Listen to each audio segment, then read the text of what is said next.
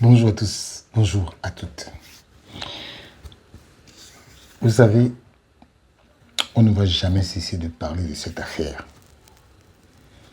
Malgré qu'elle s'audace, vous ne pouvez pas vous rendre compte de l'impact et de l'ampleur de la décision que le jury d'appel a donnée.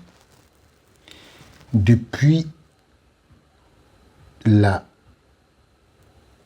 décision qui a été prise par le jury d'appel, il ne se passe pas un seul jour sans qu'on ne parle de cette affaire. Que ce soit en bien, que ce soit en mal, que ce soit du côté des Marocains, que ce soit du côté des Sénégalais. Il ne se passe pas un seul jour. Je veux vous lire un article. C'est l'article écrit par Faustino Valera Montero, vice-président du jury d'appel, c'est-à-dire que le vice-président qui a participé à la réunion de la décision de cette décision. Donc, je vais le lire. On va aller pas à pas.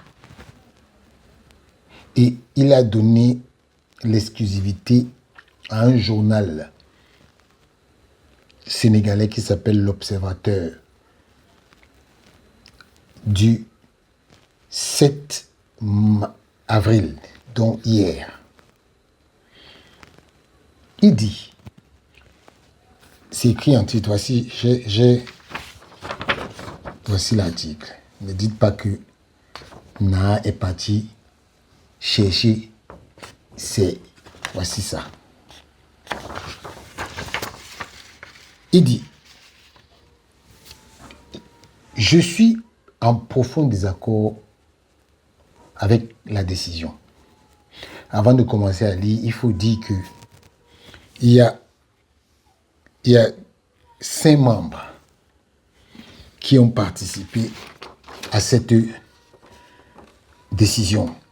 Le jury était composé de Madame Roli Daibo Ariman du Nigeria, qui est la présidente, Monsieur Faustino Varela Montero du Cap-Vert, vice-président,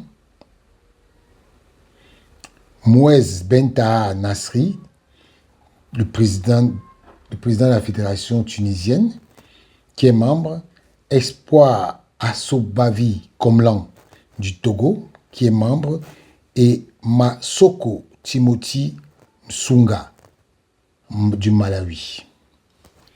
Sur les 5 membres, 3 ont voté pour, 1 a voté contre, mais comme dans la commission, pour faire l'unanimité, il faut absolument la voix de la présidente. La présidente a voté pour la décision de la commission d'appel. Je commence à lire. Je suis en profond désaccord avec la décision. La contestation.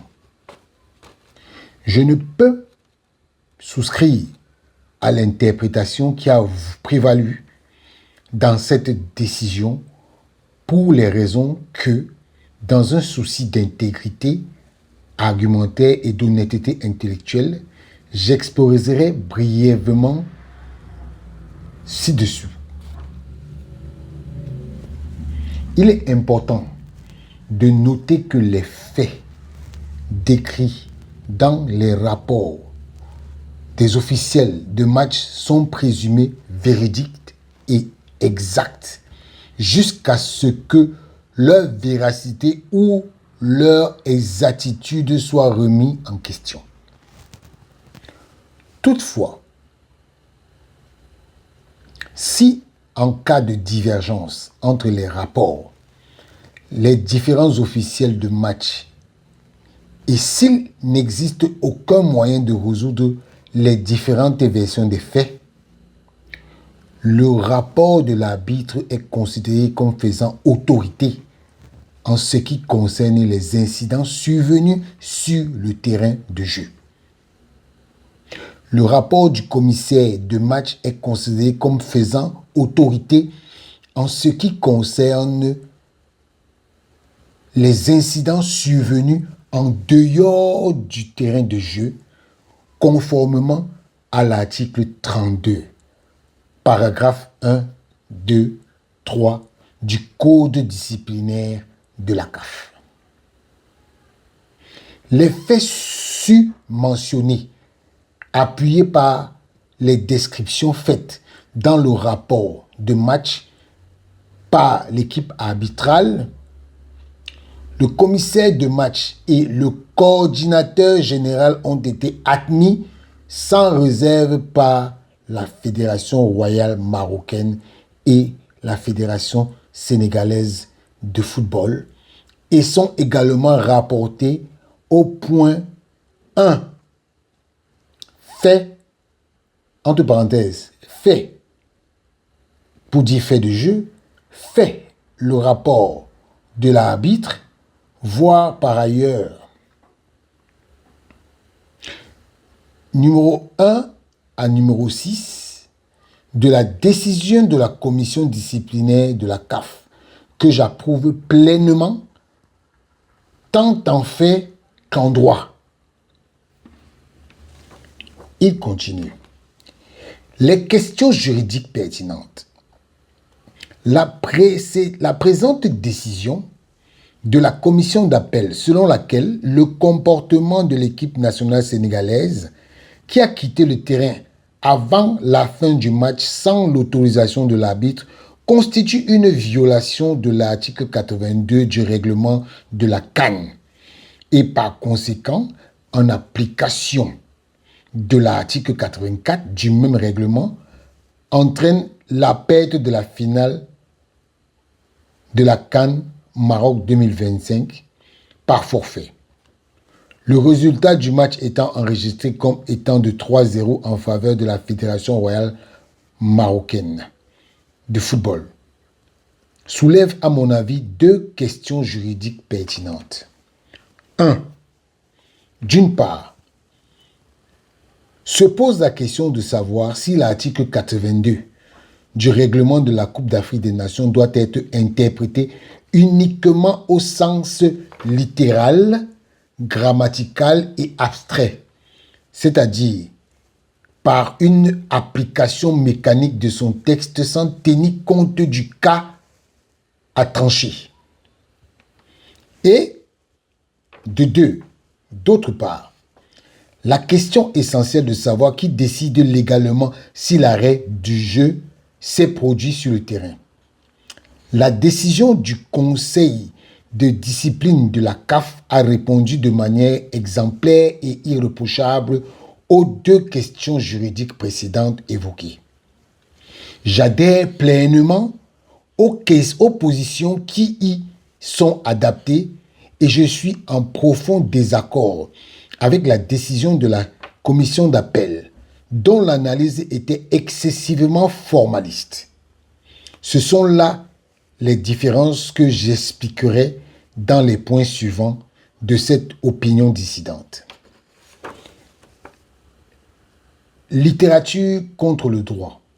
Dès le départ de la décision de la commission d'appel part d'un malentendu, à savoir que l'interprétation juridique consiste principalement à découvrir le sens littéral de la loi. Cependant, il est connu que ni la clarté linguistique, ni l'absence d'obscurité des lois, entre parenthèses ou règlements, ni la possible appréhension immédiate du sens qu'elle communique textuellement n'exclut l'interprétation juridique à la relation avec ces lois. L'interprétation juridique ne consiste pas à comprendre, à expliquer de manière définitive et impartiale la structure et la sémantique d'un texte juridique ou réglementaire, mais résulte plutôt du dialogue entre le texte juridique ou réglementaire, le système juridique et la réalité de l'espèce afin de reconstruire fondamentalement et d'utiliser adéquatement une règle, en l'occurrence l'article 82. Le règlement de la CAN comme critère directeur de la comme critère directeur pour la résolution de l'incident survenu à la 97e minute du match numéro 52 de la Coupe d'Afrique des Nations. Ainsi, la nécessité d'une médiation dans tous les problèmes de la réalisation concrète du droit rend obsolète la thèse de l'exclusion de l'interprétation tant que la source normative et interprétée est exprimée dans un texte clair sans équivoque. Pourquoi l'article 82 ne s'applique pas? L'article 82 du règlement de la Coupe d'Afrique des Nations est inclus dans le chapitre sur le retrait et déclare que si, pour quelque raison que ce soit, une équipe se retire de la compétition, ne se présente pas à un match, refuse de jouer ou quitter le terrain avant la fin du temps réglementaire, sans autorisation de l'arbitre, elle sera considérée comme perdante et éliminée définitivement de la compétition en cours. Il en va de même pour les équipes précédemment disqualifiées par décision de la CAF. Il n'est pas nécessaire de fournir des explications détaillées pour souscrire à la décision de la commission de discipline de la CAF, selon laquelle l'article 82 du règlement de la CAN ne s'applique pas au cas présent, car s'il est vrai que l'équipe nationale sénégalaise, à la demande de son entraîneur, a quitté le terrain pour se rendre au vestiaire avant la fin du temps réglementaire sans l'autorisation de l'arbitre, lorsque celui-ci a accordé un pénalty à l'équipe nationale marocaine, il est également vrai qu'un joueur de l'équipe nationale sénégalaise n'a pas quitté le terrain et appelé ses coéquipiers. Le match reprenant ensuite et se terminant après 120 minutes. L'arbitre a considéré qu'à la 97e minute, le jeu a été temporairement interrompu suite aux prestations des joueurs et du staff sénégalais contre la décision d'accorder un pénalty à l'équipe marocaine. Par conséquent, l'article 82 du règlement de la CAN, dûment interprété au regard des circonstances particulières, n'est pas adapté, tant sur le plan pratique que normatif, pour résoudre cette situation. En conséquence, l'article 82 du règlement de la CAN ne s'applique pas à la situation en question. L'autre question essentielle qui n'est pas à négliger par la décision du comité de discipline de la CAF est de savoir qui décide légalement si un joueur a quitté le terrain avant la fin réglementaire sans l'autorisation de l'arbitre. Je tiens à vous rappeler que le match a été suspendu, mais a finalement repris et l'opération s'est achevée. Le résultat sur le terrain a été validé. Conformément à la loi du jeu de la FIFA, loi numéro 5, l'arbitre dispose de toute autorité nécessaire pour s'assurer de l'application de la loi du jeu,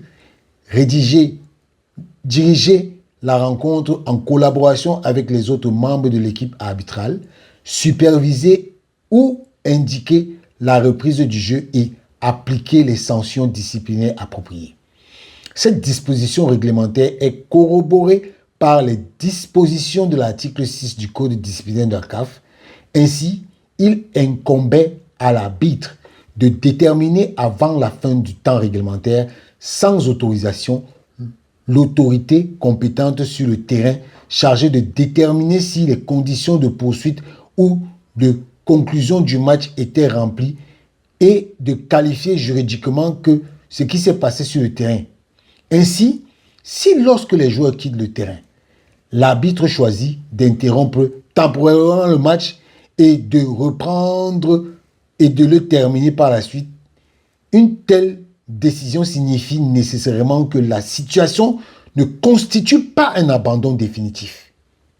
Dans ce contexte, j'approuve pleinement la décision de la commission de discipline de la CAF selon laquelle l'intervention ultérieure d'un organe disciplinaire, bien que possible, est limitée lorsqu'elle implique de modifier la nature juridique d'un incident survenu sur le terrain, en lui attribuant des conséquences qui n'ont pas été reconnues par l'autorité compétente, à l'époque, l'arbitre.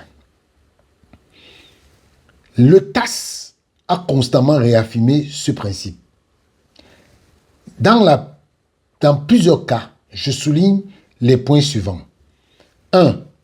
CAS 2015 A1-A 378, Fédération de football d'Albanie, contre Union des associations européennes, UEFA, et Fédération de football de Serbie.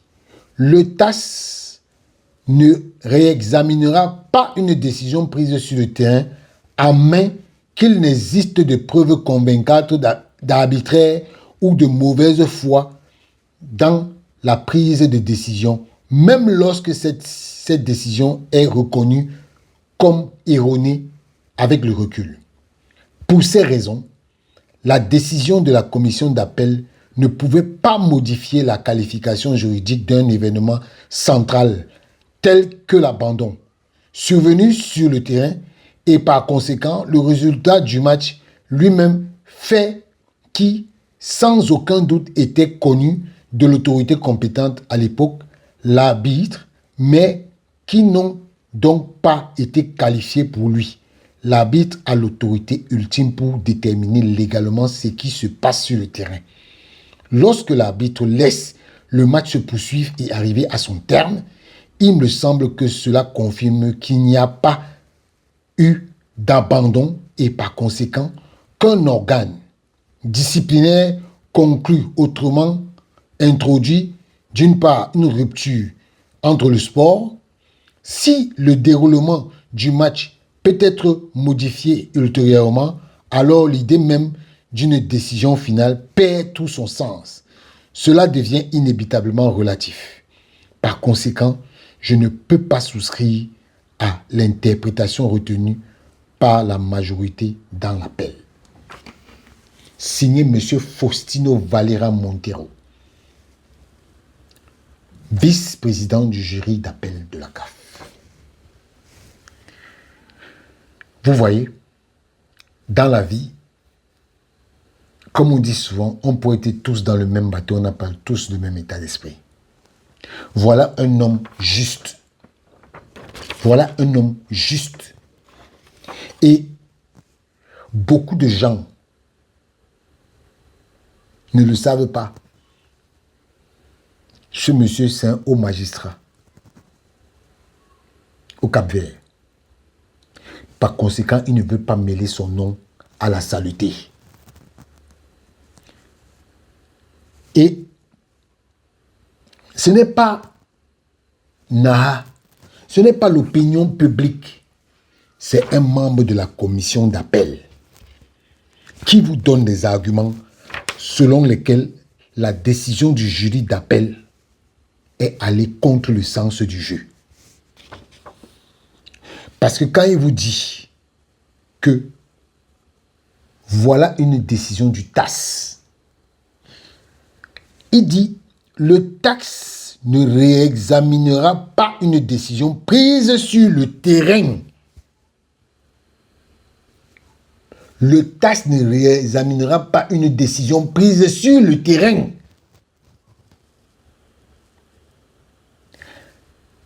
À moins qu'il existe des preuves convaincantes d'arbitraire ou de mauvaise foi prise dans cette décision, même lorsque cette décision est reconnue comme erronée avec le recul, pour des raisons, la décision de la commission d'appel ne peut pas modifier la qualification juridique d'un événement central, tel que l'abandon survenu sur le terrain et par conséquent le résultat d'un match lui-même, fait qui, sans doute était connu de l'autorité compétente. Donc, vous pouvez vous-même comprendre à quel niveau la CAF s'est mise dans les problèmes. Tout ça pourquoi? Parce qu'on a des gens à la CAF qui pensent que la CAF, là, c'est leur maison. Il y a des gens à la CAF qui pensent que ils sont au-dessus de tout. Même le président de la CAF pense que, comme il est président de la CAF, là, il décide de tout. Et qu'il est au-dessus des lois. Voilà à quoi ressemble une confédération abandonnée. Oui, la CAF est abandonnée à elle-même. Parce qu'on a quelqu'un qui ne comprend pas où il se trouve. Il ne connaît pas les enjeux. Vivement que Motsepe démissionne.